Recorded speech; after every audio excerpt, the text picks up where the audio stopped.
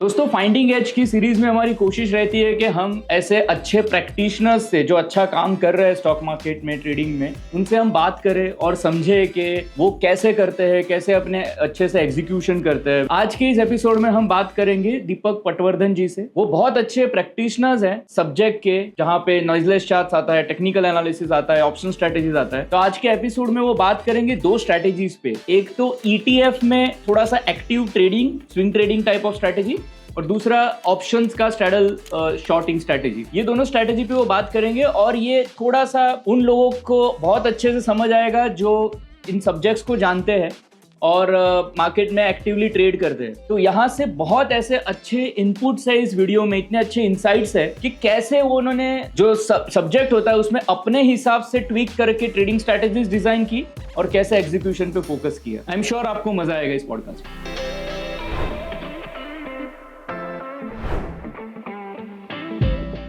तो पहले हम आपका स्ट्रैटेजी डिस्कशन करें। उसके पहले अगर आप ब्रीफ नहीं, अच्छे से बताइए आपका जर्नी, क्या आप कैसे आप स्टॉक मार्केट में आए या उसके पहले का क्या ओवरऑल बैकग्राउंड है ना, तो थोड़ा सा वो जानने भी मिले हमें, फिर हम स्ट्रैटेजीज पे बात करेंगे। शेयर मार्केट्स के बारे में first I got introduced in 1991 when I was in college. My father used to do trading regularly, अच्छा, rather investment, not trading, you can say. So he had given me a daily activity, like तब economic times आता था जिसमें एकदम small letters में सब prices and और लिखे हुए रहते थे। तो ही हैज़ गिवन मी जो मैथ्स का जो नोटबुक रहता था स्क्वायर वाला, उसमें ही हैड गिवन अराउंड 200-250 स्टॉक्स, उसका 52 वीक हाई और लो लिख के, and he used to tell me ये सब का daily rates you have to jot down over there. अच्छा, So that was my activity that time. I didn't know much about stock markets, but he had told me, so I used to do it regularly. अच्छा, And later I got to know, now I got to know after Definance Securities के साथ जुड़ने के बाद कि what he was doing that time was actually momentum investing. He was I didn't know the name कि इसको ही momentum investing कहते हैं, लेकिन 52 week high के पास आया तो he used to buy it. अच्छा, but the thing was like it was not trading, it was like buy and forget. वो आपके डीमैट में रख दो और let the this thing compound. Later around 2007-2008 one of my friends was a manager in a broking firm over here, so I started an account with him and started trading. But the trading that time was like there was no system to it. उन्होंने कुछ tip बोला या किधर पढ़ा, economic times में किसी magazine में पढ़ा, आई यूज्ड टू बाय दो share and sell it off. Then later उसने कहा कि ये फ्यूचर्स रहता है, ऑप्शंस रहता है। तो उस टाइम आई थिंक RVRNL आडा ग्रुप का, so I used to trade that futures regularly daily, अच्छा, and was making quite a good handsome money in that, and I thought it is so easy and futures अच्छा है बहुत। But it happened like the market humbled me in some days. 2008 में जो lower circuit लगे, तो whatever I had gained in the month, it was only 2 hours for that I had to let go of, और उल्टा उसके ऊपर गया। तो फिर I stopped कि मैंने सोचा कि FNO हमारे लिए नहीं है, this is like it was like a wake up call, so I stopped trading FNO. Then I used to trade regularly, stocks लेता था, कुछ दिन बाद certain percentage ऊपर जाएगा तो I used to sell it off, and I was doing trading like that. Abhijit Phatak, like AP sir, you all know from Definance. Right. He's my friend. We used to play badminton together for last many years. But मजे की बात है कि I didn't know that he's into stock markets. But somehow while chatting, I came to know the same interest. And then he introduced me to this technical analysis part. Charts रहते हैं, you can see this on charts. Options का भी chart plot हो सकता है. That I didn't know at all. After that I started doing technical analysis, charts plot करके थोड़ा वो trading को एक system आ गया कि how to do it. वो थोड़ा system आ गया. Then after Definance का start हुआ आपका technical analysis platform, तो I immediately opted for that. I took the subscription annual, और फिर देखना चालू गया। उसके बाद I read all your books, The Point and Figure Way, Renko का, many videos which you as well as the Definance team was giving. तो उससे सीख के ये समझ में आया कि this is the way to go, कि point and figure charts is always a better this thing than candlesticks में जो नॉइज है उससे this is a better option. So I started trading it on defined securities this thing. Then you came into securities account. Immediately मेरा चारों family account अभी defined securities के पास ही है. And I use multiple strategies on all the accounts. Keep trading, investment भी करता हूँ. अलग अलग strategies, options है. I do pair trading. I do ETF swing trading. बहुत अलग अलग strategies करता हूँ. तो हर account में इसमें दो, उसमें दो, उसमें तीन ऐसा करके I manage them all.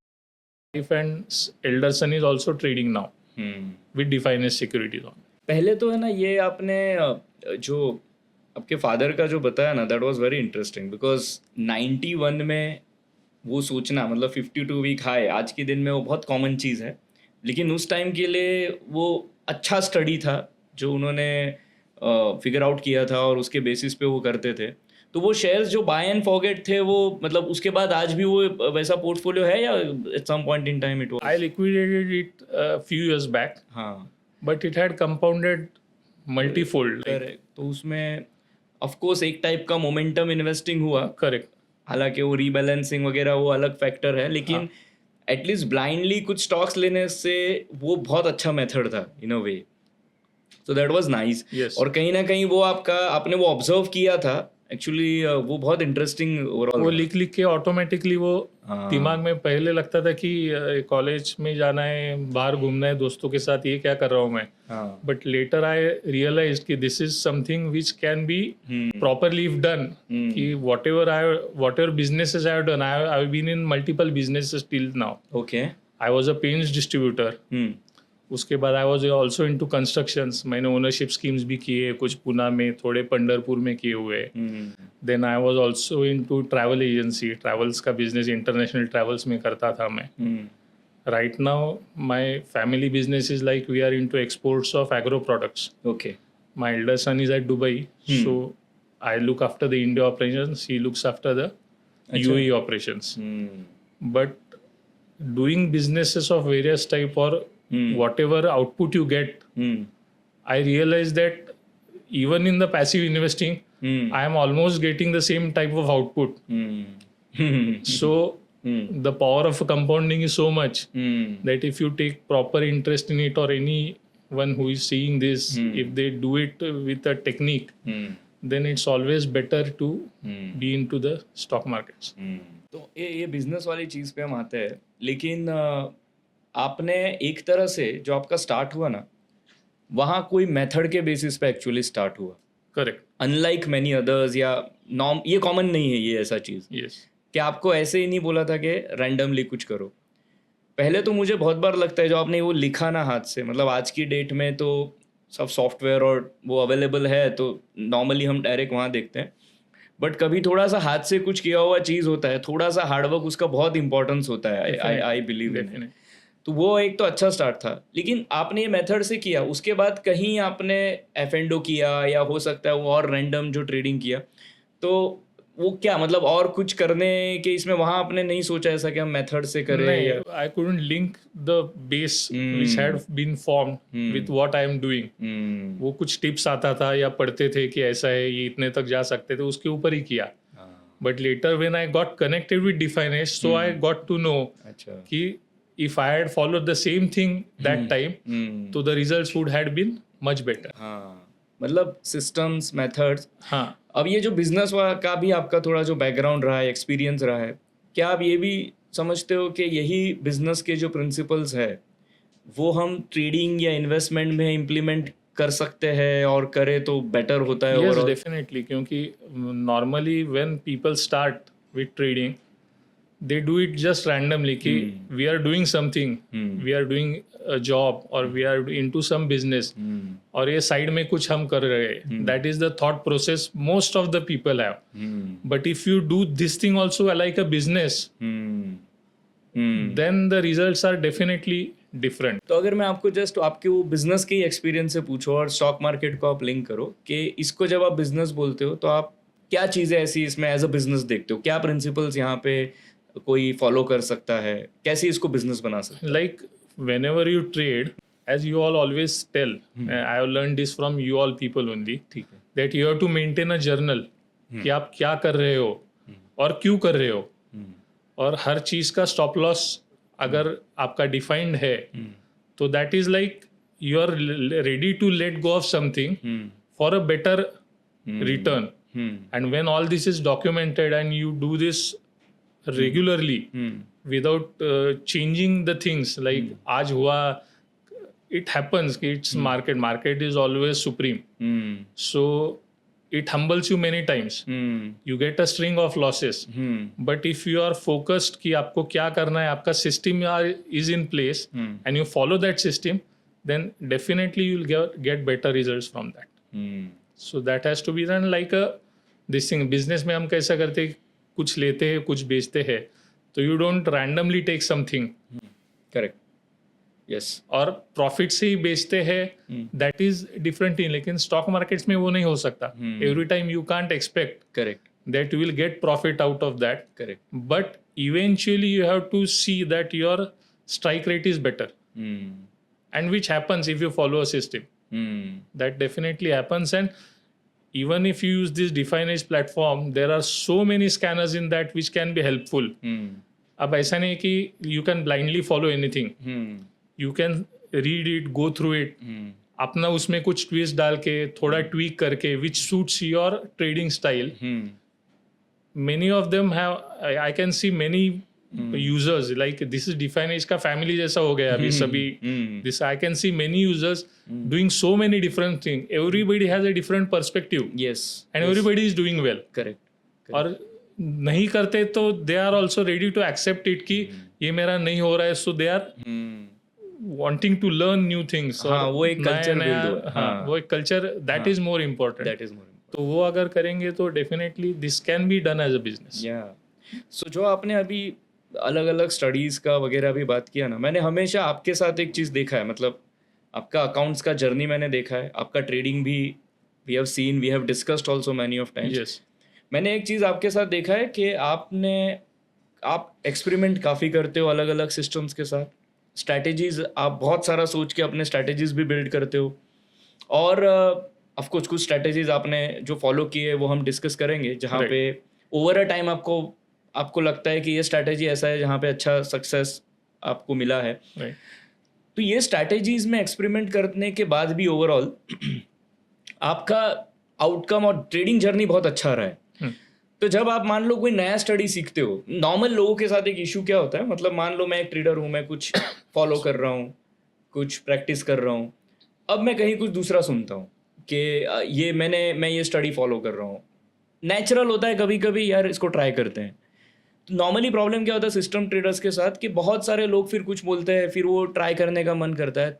तो आप इसको कैसे बैलेंस करते हो? मतलब आप एक चीज़ तो कर रहे हो, फिर कुछ नया सीखे, फिर उसको एक्सपेरिमेंट करने का मन भी करता है, फिर अभी एग्जिस्टिंग ट्रेडिंग सिस्टम के साथ क्या होगा? आप ये बैलेंस कैसे करते हो?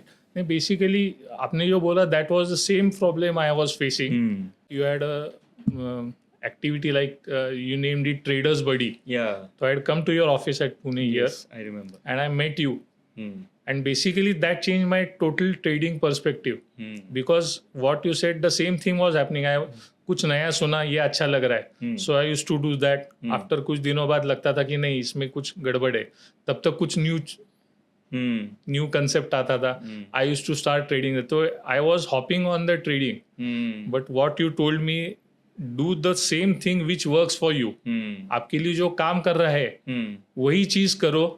जो नया आप लर्न कर रहे हो, just see if you can use that to tweak the system and better it. If not, just learn it और उसको छोड़ दो. But keep on doing the same thing, what you're doing, what is working for you, and persist with that. That is the most important thing. The second most important thing I learned was that you told that market keeps on changing its character. Like कभी flat रहेगा, कभी ये रहेगा. तो always trade in multiple systems. So if one system doesn't work for you, the other one takes care of that. Like you can trade for a flatter market. Range का market है, उसके लिए एक system हो. Range bound market के लिए, एक trending market के लिए हो. तो if you keep on running all the systems.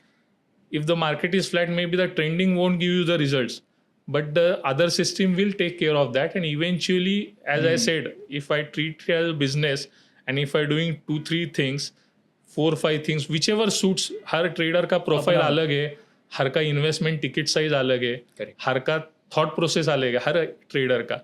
तो whatever suits your trading style, आप अगर वो 2-3-4 चीज करते हो तो it complement each other and eventually it gives you good results. हाँ, तो this is very interesting. Then in that case it becomes like a business. मतलब जैसे आपके multiple channels होते हैं, parallel आपके चल रहे हैं, तो ऐसे multiple strategies ये आपने experience किया है. Yes. कि अलग अलग strategies.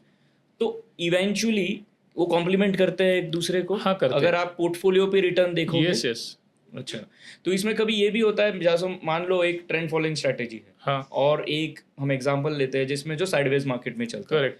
अब कभी ट्रेंड फॉलोइंग स्ट्रेटेजी चलेगा तो साइडवेज मार्केट में ड्रॉ डाउन आएगा, मतलब उसमें लॉस आ सकता है. करेक्ट. जब साइडवेज मार्केट है तो आपका साइडवेज मार्केट का स्ट्रेटेजी चलेगा, लेकिन ट्रेंड फॉलोइंग में ड्रॉ डाउन आएगा. राइट. तो क्या इसका ऐसा नहीं होता है कभी कि इसका प्रॉफिट ये ले जाता है, इसका प्रॉफिट ये ले जाता है? नहीं, नॉर्मली अगर कभी हुआ भी, मार्केट इज लाइक, ये कब होता है जब market keep switching in between a range. हाँ, तो that time these things happen. Right. But that is for a very limited period. But you have to continue doing that day in and day out. तो फिर it takes care, क्योंकि you can't see it for 1 महीने में क्या हुआ, 2 महीने में क्या हुआ. You have to at least give it 6 months time और 1 year's time, then you will see the results. अच्छा, तो ओवरऑल उसका जो पे ऑफ होता है टू पुट टुगेदर, करेक्ट, वो एक दूसरे को कॉम्प्लीमेंट करते हैं. क्योंकि एज दे से मल्टीपल स्ट्रैटेजीज में देखिए, the objective of multiple strategies is basically not to improve returns. मतलब वो ठीक है, आई थिंक रिटर्न्स मोर और लेस सेम भी रह के draw down overall on portfolio वो रिड्यूस होता है. ये बहुत बड़ा उसका एडवांटेज होता है ना. तो एक टाइप से जैसे हम ऑप्शंस में हेज करते हैं, वैसे ही अलग अलग स्ट्रैटेजीज. लेकिन ये अलग अलग स्ट्रैटेजीज करने के पहले एक जर्नी जो होता है ना, कि आपको कोई एक स्ट्रैटेजी तो आपको डिसिप्लिन से फॉलो करना सीखना है, फिर तो आप मल्टीपल स्ट्रैटेजीज की तरफ बढ़ोगे.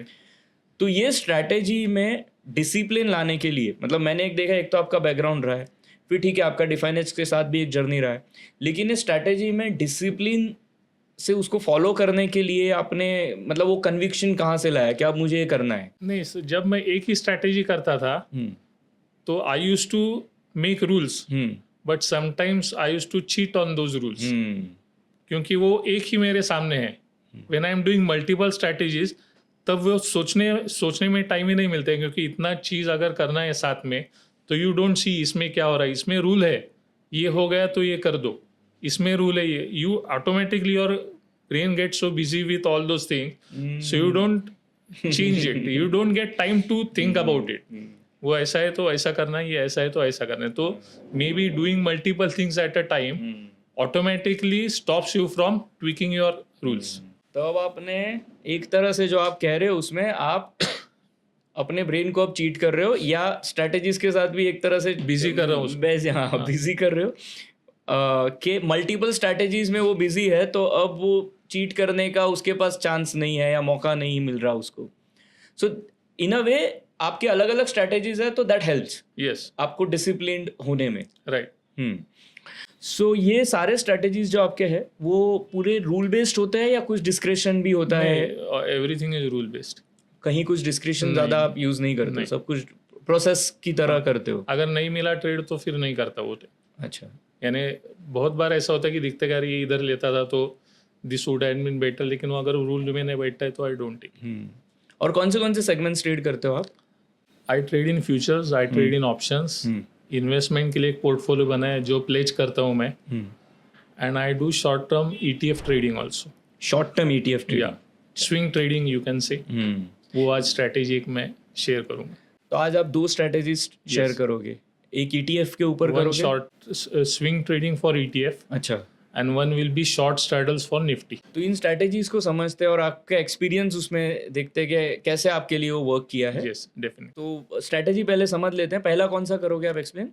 सो I will share the presentation which I have prepared for the swing trading for the ETFs. ठीक. Many of them trade ETF, many of the traders trade with a basic line ki ETF is like mutual fund which is traded like a stock, like it is like a group of this thing. Right. You can get the details anywhere on internet. Correct. What an ETF is. So what I do in this is every weekend I run through the smart scanners, multi-chart scanners Okay. on the ETF liquid group which Definage has given. Right. There is a ETF liquid group. Correct. I run it on that on two parameters. One is P&F RA scanner on 0.25% box size and Renko RA scanner 0.5% box size.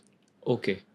The two scanners I have made, and I also made it public. It has been written over here. ठीक है. The names have been written over here. Right. So I run for those two scanners. Basically, in this scanner, whichever ETF is outperforming Nifty, those ETFs are filtered out. I save that group as a new group, and on that group, I run the D scanners scanner to D-score. check for the D score.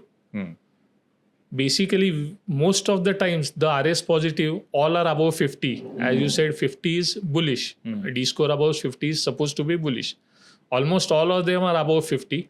But still I run this because when the market is making new highs or going up, there are many ETFs which are orange positive, which are outperforming the market. But to find the top 10 out of that, I use this system. I use this D-score scanner. So if say my filtered results are say 20, I get the 10 best out of that.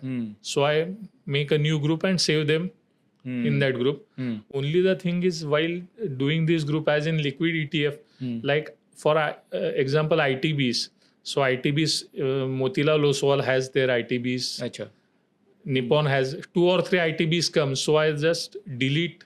मतलब ITBs में से आप एक ही ले लो. एक ही ले लूंगा, नहीं तो फिर 10 में अगर 4 ITB से आए तो it doesn't make sense. Correct. So उसमें I run it on the volume. ठीक है. और जिसमें ज्यादा वॉल्यूम है, इंडिकेटर वैल्यू में there is a indicator table in Definedge जिसमें you can find out which ever has highest volumes. So जो हाईएस्ट वॉल्यूम में वो 10 में से टॉप है, those I save in this group. ठीक है. हाईएस्ट वॉल्यूम में से मतलब जो 10 की ETF है, हाँ, उसमें से जिसमें अच्छा वॉल्यूम है वो आप लोगे. Correct. अगर वो 10 सिमिलर ETF है. right. One I will take because liquidity will be better in that ETFs. Then the entry criteria for buying the ETF is in the smart scanner. Again, I go to the multi-chart scanner. I use Renko brick size 0.5. I have made a separate scanner using bullish arrow for DSmart 6. Now DSmart 6 is a very small time frame. But basically I have filtered all those outperforming ETFs already.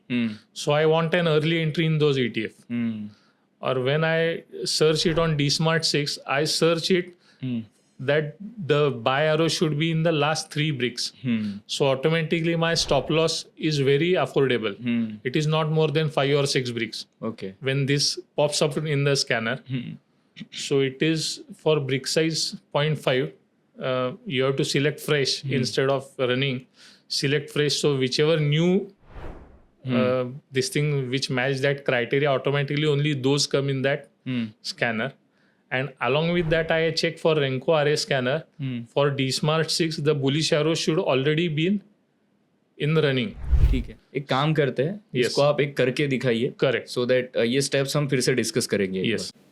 Multi-chart scanner. Okay. Renko RS and PNF RS. Okay. Now this is for Nifty 50. In public, I have made a scanner for this.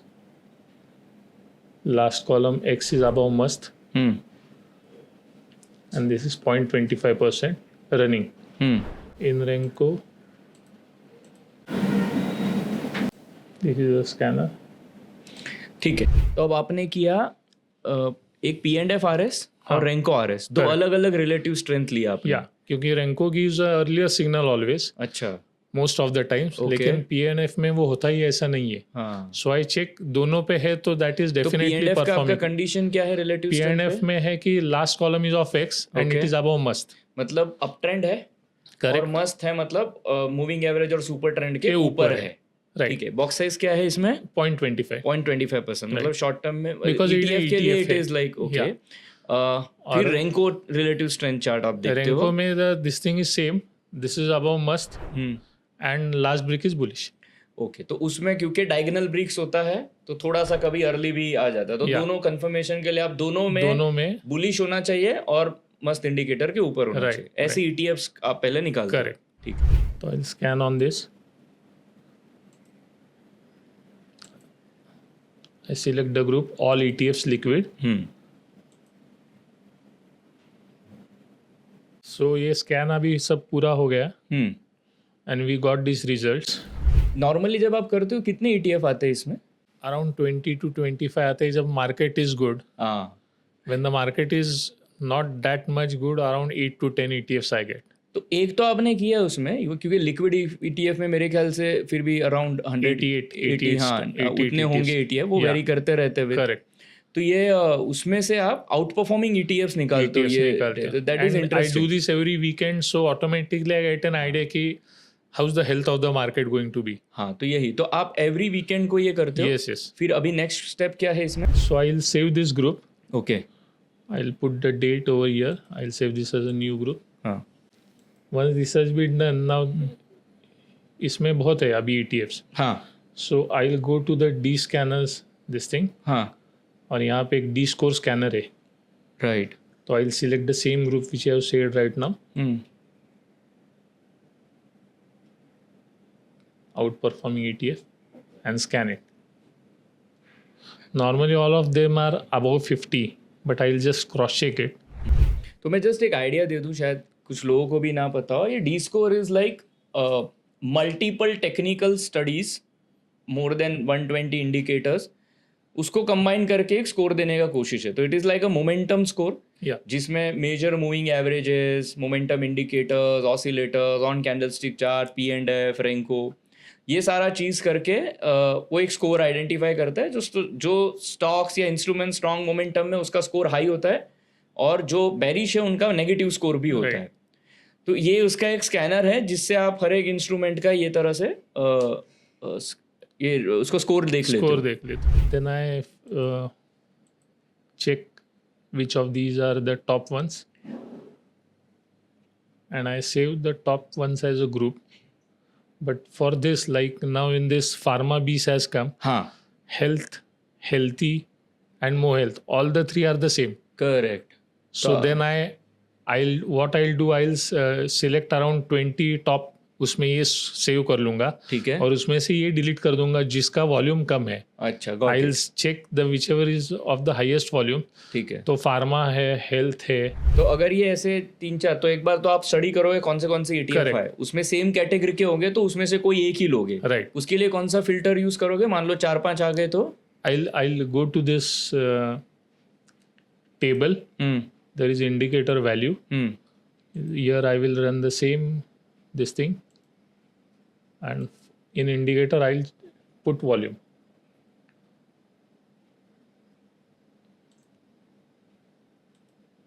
Okay, And scan. So the highest volumes one come, इसका volume ज़्यादा है, average दोनों आता है इधर. तो when I just check तो IT बीस, फार्मा बीस, हेल्दी, अच्छा। इसमें जो वॉल्यूम वाइज टॉप 10 टॉप 10.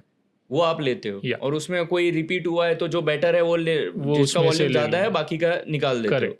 है ना? जो तो Right. सेम कैटेगरी में हाईएस्ट वॉल्यूम वाला रखोगे राइट. तो आपके पास ये जो 10 ETF है वो अलग अलग कैटेगरी के होंगे। अलग अलग कैटेगरी के ही लेता हूँ. लाइक इसमें टॉप 10 में IT बीस यहाँ है, इधर भी IT का है, यहाँ भी IT का है, तो आई जस्ट टेक IT बीस ओवर हियर. ठीक है, that.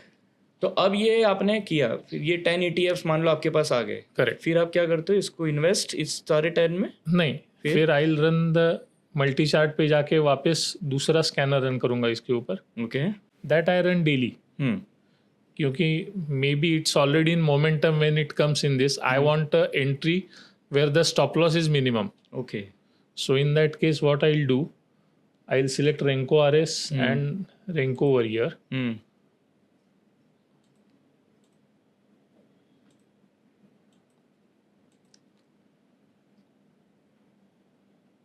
Here I want D Smart 6 का bullish arrow is above must. Hmm. D Smart 6 में that can be running Hmm. in RS chart. Hmm. But in price chart, Hmm. I've made these scanners where the this thing is within the Hmm. previous 3 bricks. All the both things on 0.5%. Okay, सो आपने वो सारे ETF पे run किया जो हमने out performing identify किए, Right. उसमें से वॉल्यूम के टॉप 20 होते हैं नॉर्मली आपके, उसमें उस पे ये स्कैनर रन करते हो। Right. अभी जो आप दोनों स्कैनर एक बार मुझे वापस बताइए। I'll just show the scanner itself. I have saved it in the presentation. Okay. जो RS पे रन किया that is this. Must line 1 is above line 2 and last brick is bullish at 0 for Renko. For PNF line 1 is above line 2 at 0 and last column is X at 0. This is for the RS जो पहले first step हमने किया था। Correct. उसके बाद ये जो scanner है this is for the price which is in the 3 bricks which I want to check. Okay. Previous 3 bricks. That is buy arrow for D Smart 6 at either 0, 1 or 2.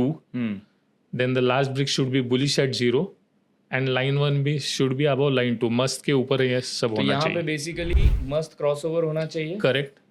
D smart भी उसमें जो है ये D smart का period Six क्या है? period है। 6 period Six रैंको पे period, वेरी Renko। एग्रेसिव। और मस्त मस्त नॉर्मल जो तो बेसिकली आप बहुत शॉर्ट टर्म में लास्ट 6 ब्रिक का ही देख रहे हो कि it has to be bullish, मतलब Right. शॉर्ट टर्म मोमेंटम बहुत बुलिश होना चाहिए। राइट लास्ट 3 ब्रिक में बुलिश एरो है, मतलब वो डॉनचन ब्रेकआउट है बेसिकली, मतलब लास्ट करेक्ट 6 ब्रिक के भी ऊपर वो उसका ब्रेकआउट होना चाहिए Right. लास्ट 3 ब्रिक्स, राइट मतलब there is a breakout short term में, मोमेंटम भी है, तो वो डी स्मार्ट से आपने आइडेंटिफाई किया और मस्त के ऊपर है, मतलब ओवरऑल ट्रेंड भी बुलिश है। और आउट परफॉर्मिंग तो आपने पहले ही कर पहले लिया है। निकाला है। तो ये आपने निकाला है प्राइस पे। करेक्ट। और आरएस पे क्या करते हो आप? RS पे इट शुड बी मस्त के ऊपर होना चाहिए और D Smart 6 में बाय एरो चाहिए, means it should be walking the Donchian upper band. तो मस्त के ऊपर होना चाहिए वो। एक्चुअली आप ये निफ्टी डिनोमिनेटर होगा इसमें भी, निफ्टी डिनोमिनेटर है। वो पहले भी एक तरह से तो हमने पहले आरएस भी में किया फिल्टर है। किया है। और दूसरा क्या है? D smart. D Smart 6 में बाय एरो होना चाहिए, मतलब वो वहां पे भी ब्रेकआउट होना चाहिए। ब्रेकआउट होना चाहिए। तो आरएस में भी ब्रेकआउट आपने यहाँ से निकाला है। Right. D smart is a strong trend following indicator. Correct. Breakout है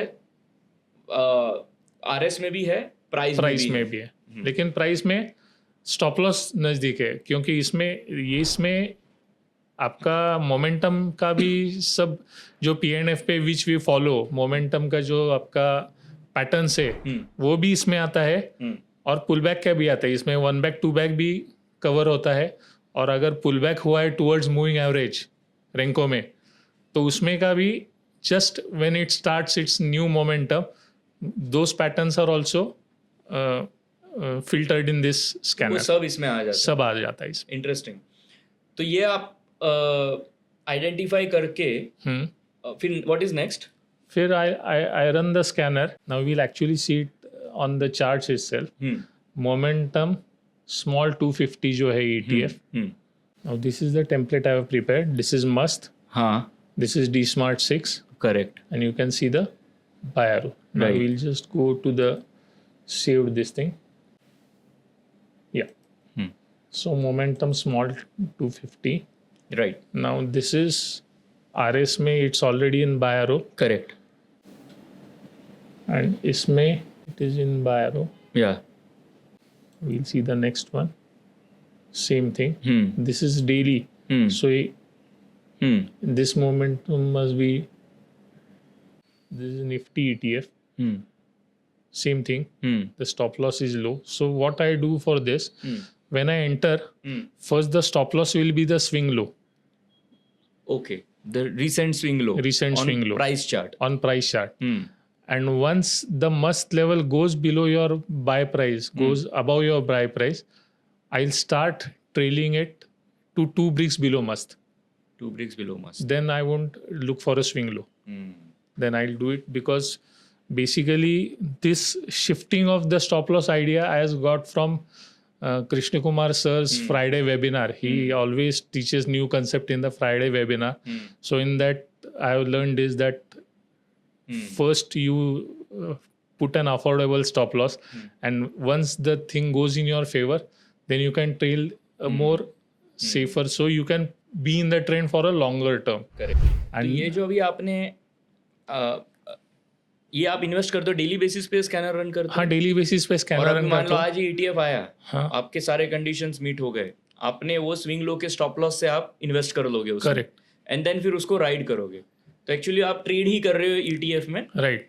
तो पहले तो आप वीकली बेसिस पे वो आपका स्कैनर रन कर रहे हो, उसमें से आपके ETFs आ गए, वॉल्यूम देख लिया, फिर उसको आप प्राइस और RS स्कैनर में रन कर लिया और ये क्राइटेरिया आ गए. करेक्ट. अब वो वीकली स्कैनर है, एक बार पोर्टफोलियो बन गया आपका, वो स्टॉक का ग्रुप बन गया ETFs का, राइट. और ये डेली बेसिस पे ये स्कैनर रन करोगे. ये डेली बेसिस पे unless the amount I allocated for this type of investment और trading is not complete. Right. एक बार वो इन प्लेस है तो I just run the scanners, but I won't exit any position ठीक है. till my exit is given. Now my exit will be either the swing low here. Right. If it is goes in the favor, तो मस्त के नीचे 2 bricks. That can be either on the price chart or on the RS chart. RS chart पे भी अगर 2 brick नीचे गया, तो this learning is from one of your videos itself कि if RS के नीचे जा रहा है and even if the price is in your favor, but it means that something else is doing better, then you are invested in, then I'll exit क्योंकि I am already in profits at that time. So I'll exit that thing and I'll check for the new entry जो जिधर मुझे मिलता है, तो I'll be in that ETF that time. अच्छा. और आप टोटल आपका होल्डिंग कितना होता है इस स्ट्रैटेजी में ETFs में? कितने ETFs एट अ टाइम आपके invested? I do 6 ETFs. 6 ETFs. 6 ETFs. और 6 के बाद फिर आप कोई फ्रेश एंट्री नहीं करोगे जब तक वो मुझे एग्जिट एग्जिट नहीं नहीं करते. मिलता. और ये ओवर अ टाइम आपका ये कैसा परफॉर्मेंस रहा है ये मेथड का? Already I've had around 30 to 35% returns from the system. So I suppose that it will do better. Right. And ETF में इतना अच्छा हो सकता है, that was like क्योंकि normally we think ETF में it's a slow this thing, but this puts you in a position it's safer.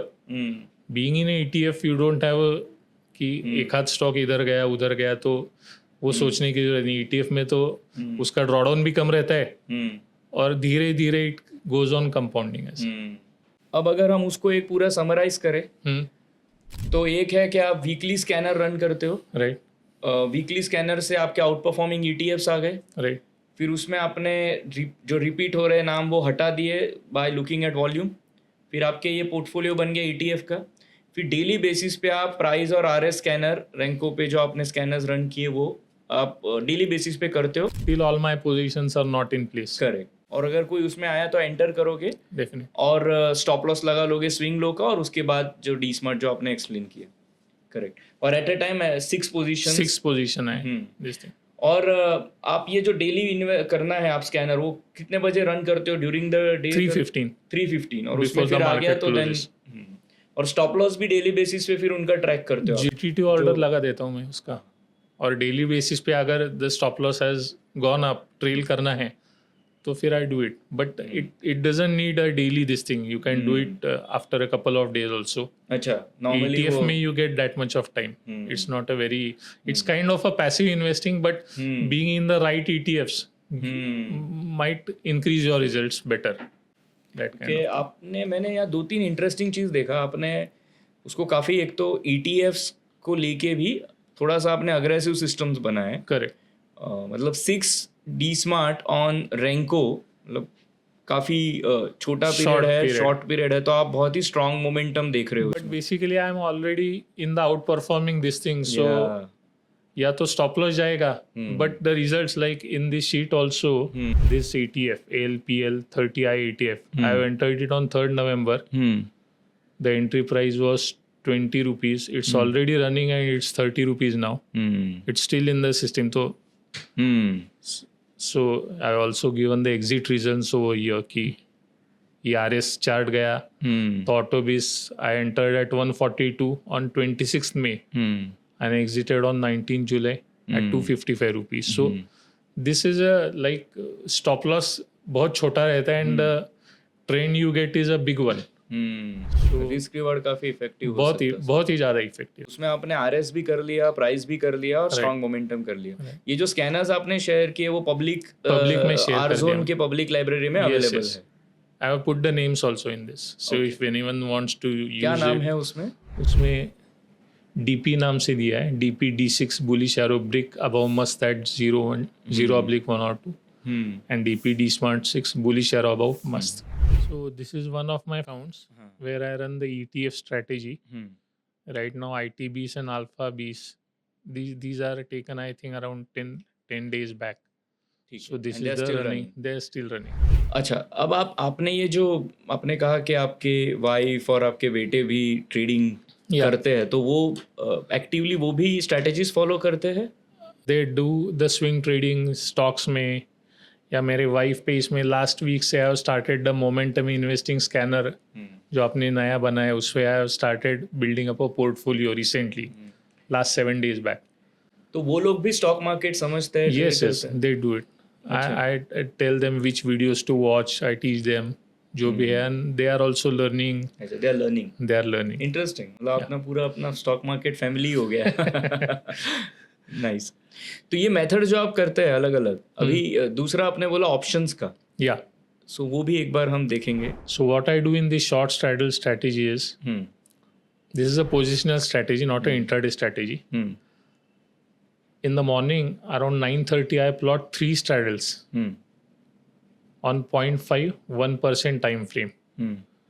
The 3 straddles is, one is the ATM, one is ATM plus 200 points, one is ATM minus 200 points. Okay. The time frame which this is for 9 to 10 days to expiry. Say you can say it is a bi-weekly straddle. Say for example if it is a Friday, आज अगर मैं plot करता तो I'll plot it for the second weekly expiry. अच्छा।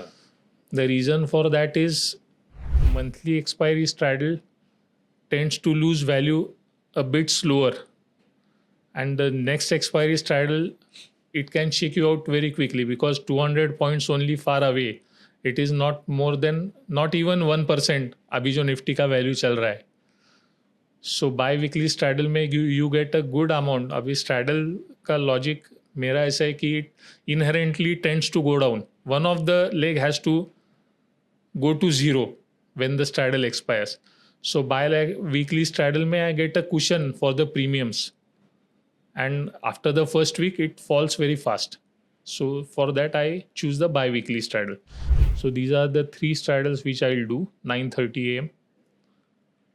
I short the straddle out of those 3 which gives a high pole value DBS follow through breakout first. And a high pole जब होता है when normally Nifty trends, only then a straddle goes into high pole, and the DBS after that, so I get an early entry into the straddle. Previously I used to use entry below moving average, but many times it stops you out. So when I do this, I get an early entry, so the stop loss is close at that time when I enter the straddle.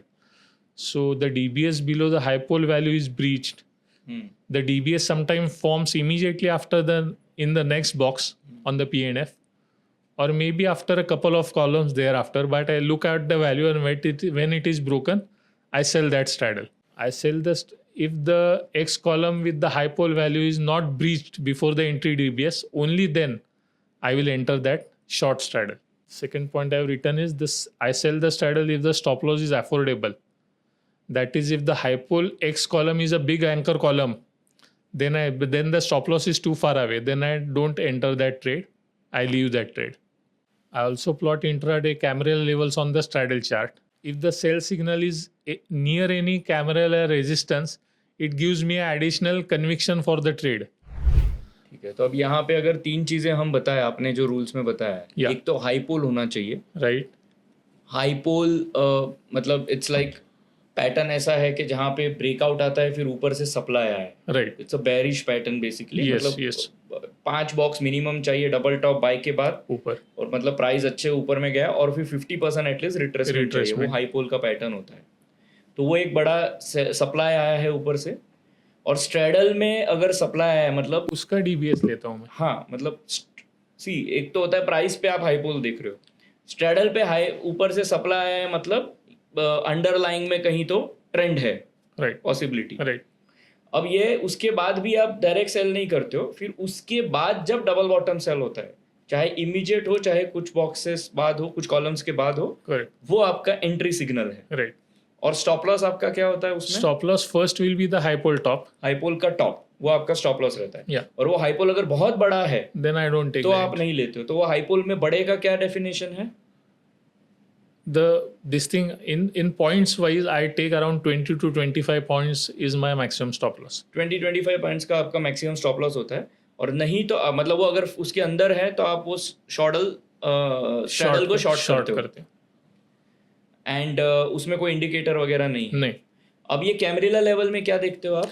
if it is near the Camarilla level तो it gives me additional conviction कि हाईपोल भी उधर supply भी आया है and plus it is near a Camarilla level, so high chances that the trade will run in my तो आप favor उसको as a confirmation as a confirmation. It not a necessity, but if it is there तो I have a better conviction for that trade. ठीक है।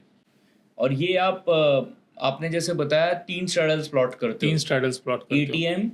ATM plus 200 और ATM minus 200, whichever gives the earlier signal, then index tends to move to that side. So ये this Nifty is है, right? Nifty है। तो 200 points क्यों? 200 points around 1% से थोड़ा कम। तो ATM हो या फिर मतलब 200 पॉइंट्स ऊपर 200 पॉइंट नीचे। सो अगर ATM plus 200 ने पहला सिग्नल दिया सेल का, so normally Nifty will go up okay, towards that straddle. Right. तो आप फिर उसमें जिसमें जिधर भी पहले में आपने Signal- सेल आ गया स्ट्रैडल का, तो आप स्ट्रैडल राइट स्ट्रैडल करते हो। एंटर। ओके, और फिर एग्जिट में एक तो स्टॉप लॉस हो गया, स्टॉप फिर लॉस नीचे पहले, में, हाँ, if it goes in my favour then my exit conditions rules are this: when there is a bullish turtle breakout follow through, I exit the straddle, turtle breakout bullish आएगा हाँ। और उसके बाद follow through आएगा, अच्छा। so at that level I exit because अच्छा। many times I have seen turtle breakout happens but that column the follow through never happens and it again starts spinning down, so in that case I do the follow through अच्छा, for that. मतलब एक turtle breakout मतलब 5 column के ऊपर जब वो high हो और उसके बाद भी follow through double top bye है, Right. तब आप एग्जिट करते हो Right. फेवर में आने के बाद। Yes. Okay, Once I get the exit from my current position, I again plot 3 straddles for the next 9 to 10 days and sell a new straddle again when the entry condition meets. But I don't do this after 2 p.m. अगर 2 बजे के बाद हुआ तो, क्योंकि normally when an exit happens, when a turtle breakout happens, it means Nifty is again started trending. So in case the trend continues and next day a gap down or a gap up happens, I want to move my straddle to that range. I don't want to get stuck at a higher range. और अगर gap down हुआ तो I'll wait for the next day और next day morning मैं वापस straddles plot करूँगा and then I'll again enter a new trade. तो 2 बजे के बाद आप वापस कोई एंट्री नहीं करते हो। नहीं। मान लो आपका कोई एग्जिट हो गया स्ट्रैडल में बिफोर 2 PM, Yeah. या तो प्रॉफिट बुक हुआ या स्टॉप लॉस, तो फिर से आप स्ट्रैडल प्लॉट करते हो ATM plus 200 minus 200 और उसमें एंट्री आया तो करते हो। Right. Okay, so this you have been following. Yes. तो एक दिन में आपका टिपिकली कितना मतलब ऐसा भी कोई दिन होता है कोई एंट्री नहीं आया हाँ होता है। जब ट्रेंडिंग मार्केट है? Many times couple of will happen कि 2 बजे के बाद एंट्री आया and the trend remain in the sideways range and I couldn't enter because as per rules I am not entering after 2 p.m. But that couple of days I'll only watch the market. हाँ, and जब entry आता है तो normally कितना एक दिन में ऐसा इन आउट होता है? नहीं होता है, 2 या 3 दिन चलता है एक ट्रेड। अच्छा, एक ट्रेड 2 दिन चलता है। तो ये स्ट्रिक्ट ऐसा इंट्राडे सिस्टम नहीं है ये? नहीं है, आप उसको राइड करो। राइड करते। तो अगर आपने किया 2 स्ट्रैडल बेच के आप गए हो, नेक्स्ट डे मॉर्निंग में आके फिर सेम मेथड एग्जिट का फॉलो करते हो? एग्जिट का अगर एग्जिट आया तब तक सिर्फ देखना है कि एग्जिट आ रहा है, क्योंकि पॉइंट एंड फिगर का ब्यूटी है कि टर्टल ब्रेकआउट का लेवल हमें पहले से पता है। तो कुछ एग्जांपल्स दिखा सकते हैं आप? Yeah, sure. I have saved some charts over here. Now this is the 14th August, this thing. Straddle sold on 5th of August at 11:30 AM. 694 को स्ट्रैडल सेल किया. This was the high pole. और यहाँ पे ये Double double bottom bottom sell. Sell है. यहाँ पे मैंने सेल किया ये. This trade lasted. अब यहाँ बीच में टर्टल ब्रेकआउट दिख रहे हैं, लेकिन उसका फॉलो थ्रू नहीं आया. ये टर्टल ब्रेकआउट जो मैंने कहा कि टर्टल ब्रेकआउट आता है लेकिन उसका फॉलो थ्रू नहीं आता है. Again it start drifting down. Same thing happened over here. And this exit I got on 9th of August at after opening 9:30. कहाँ पे एग्जिट आया? At 431 rupees. Chart This is पे the कहाँ? turtle breakout and this is the follow through.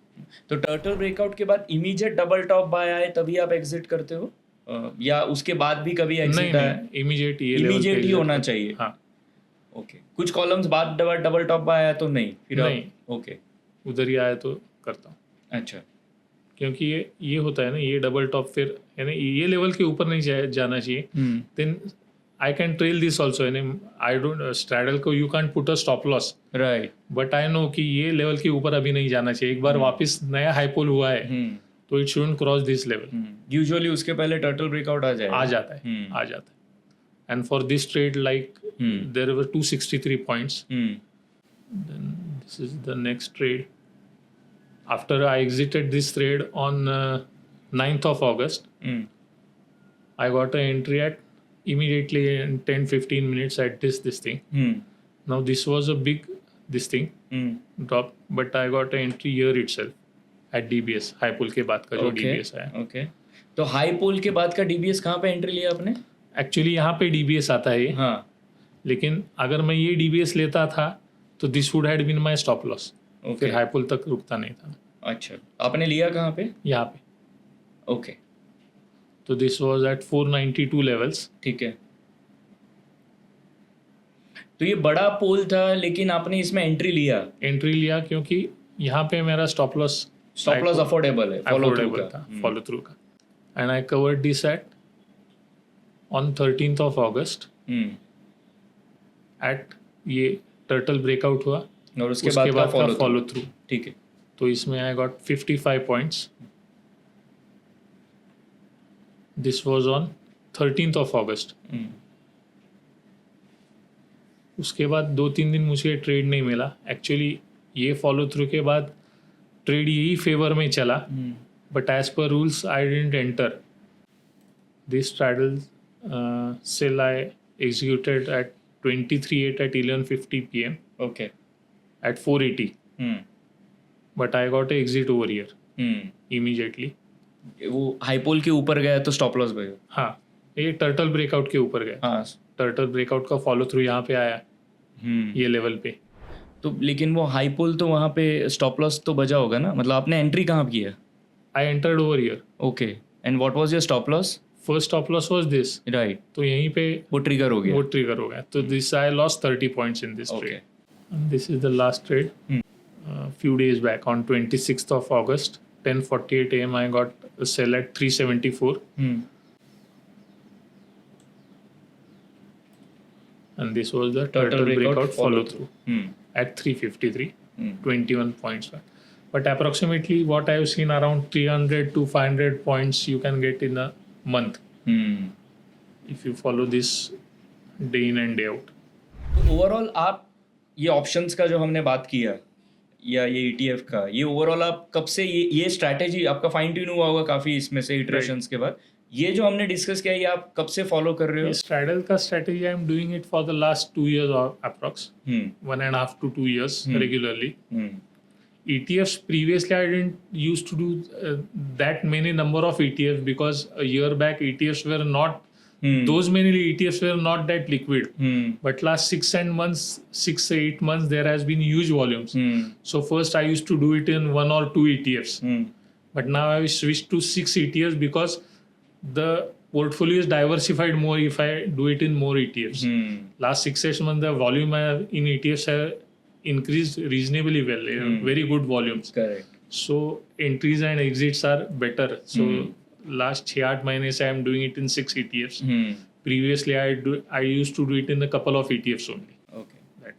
और ये जो straddle है overall आपका ये जो आप एक्सपीरियंस रहा है कि तो विन कितना आपका इसमें सक्सेस रेशियो रहता है कि कितना आपका दिन फेवर में रहता है या ओवरऑल?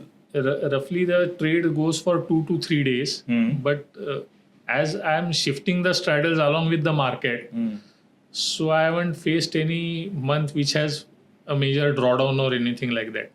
कम profit रहेगा या ज़्यादा profit रहेगा, लेकिन it has been a successful trade.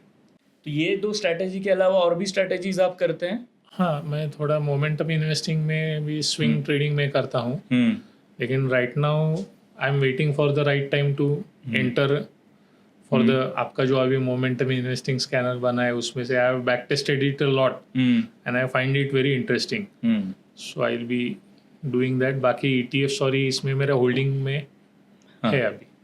Okay, तो बाकी आप ज़्यादातर कोई बाकी कैश में हो? कैश में होगा.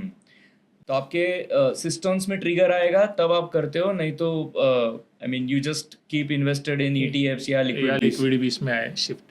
तो ये अब जब प्रोसेस की पूरी बात आती है, मतलब ये दो सिस्टम है जो आप प्रैक्टिस कर रहे हो, जब आप एक रैंडम ट्रेडिंग से हम अगर एक जर्नी बोले कि जहाँ आपने एज अ प्रोसेस किया है, आपके बाकी बिजनेस में भी आपका कुछ अटेंशन रहता है, ये आप ज़्यादातर एक्टिव रहते हो मार्केट में ड्यूरिंग द डे या? Yes I am almost active full time in the market. 1-2 घंटा कुछ काम रहेगा तो अगर ये overall I am totally active in the market.